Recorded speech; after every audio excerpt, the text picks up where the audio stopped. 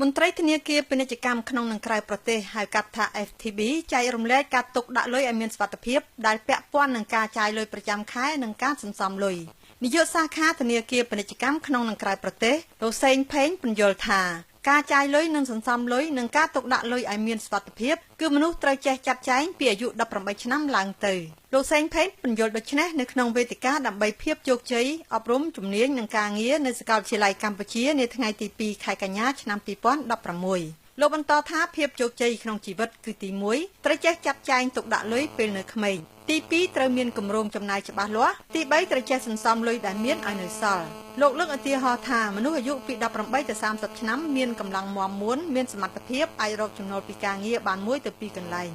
មនុស្សនេះមានពេលវេលាច្រើនក្នុងការបង្កើនចំណេះដឹងនិងការពង្រីកទុនវិនិយោគជាដើមនៅពេលមនុស្សនេះអាយុ50ឆ្នាំគាត់អាចសល់លុយមានពេលវេលាច្រើននិងកម្លាំងក៏នៅរឹងមាំដល់គាត់អាយុ55ឆ្នាំឡើងទៅពេលវេលាក៏មិនសូវមានច្រើនសុខភាពនិងកម្លាំងក៏ថយចុះលុយកាក់ក៏ចាយមិនសូវគ្រប់គ្រាន់ជាដើម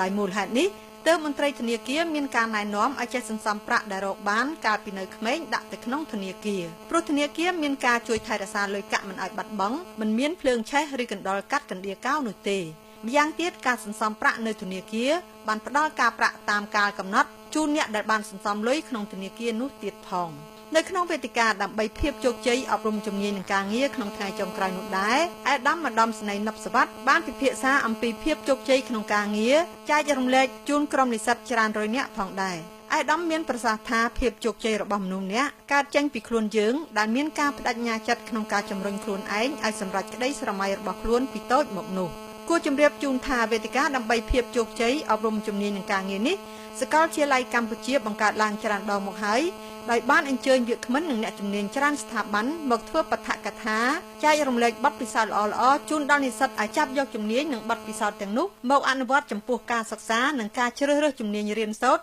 ដើម្បីឈានទៅរកភាពជាអ្នកដឹកនាំនាពេលអនាគត